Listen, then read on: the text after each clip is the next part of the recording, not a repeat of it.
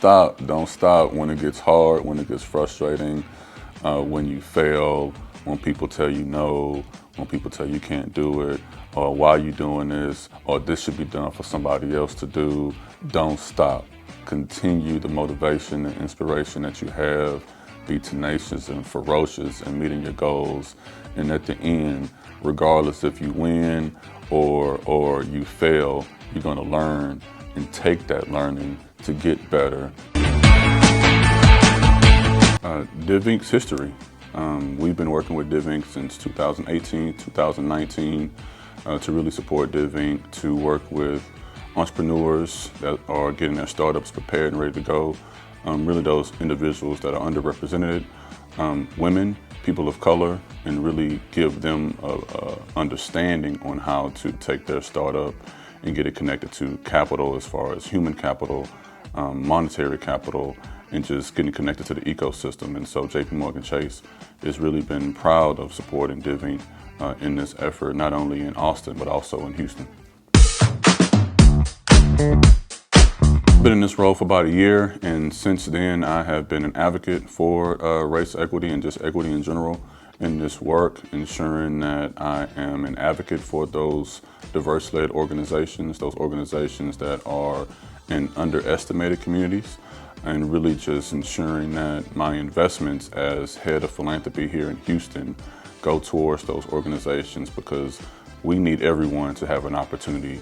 And my role in this position now is to ensure that opportunity is extended to those individuals who run these organizations and want to start companies. Sometimes people have like one hand tied behind their back, right? And so, when I say a fair hand in this fight, that you have both hands, available. And so a lot of people in these communities that people say are underserved or underrepresented, I think really in my terminology means that they're just underestimated of what they can do or the talent that actually resides in these communities. From a philanthropic standpoint, from our investment in nonprofit organizations to support these nonprofits to really get out and find and cultivate the talent for these early stage startup companies and entrepreneurs and founders. From a business banking side, I know we're looking and exploring opportunities and ways we could deepen our relationship and impact for that population. But from a philanthropic standpoint, we've been investing in small business expansion and working with entrepreneurs and startups to really get them in a position to scale and grow their companies. We need to continue addressing equity. I think we have been addressing equity since the Civil War. And so since then, even till now, we need to continue to invest and do our part in ensuring those individuals who are not equal as it pertains to having ownership in what the majority of people have had in this country that are not of color. And so ensuring that that balance is made, ensuring that those opportunities are open and not closed for people of color.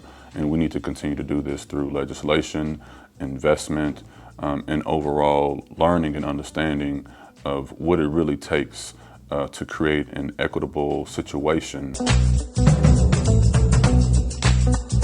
Yeah, with DivInc, just setting the table, convening partners, bringing together different type of venture capitalists or individuals who may look to invest in these startups that may not have access to get in front of people to make that pitch, and look at it from a standpoint of not just empathy, but progress.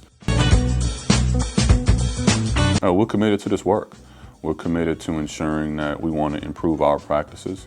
We're committed to ensuring that we are targeting those organizations that are doing good work, that's making strong impact and having positive outcomes for families and communities, and how we invest in organizations led by people of color.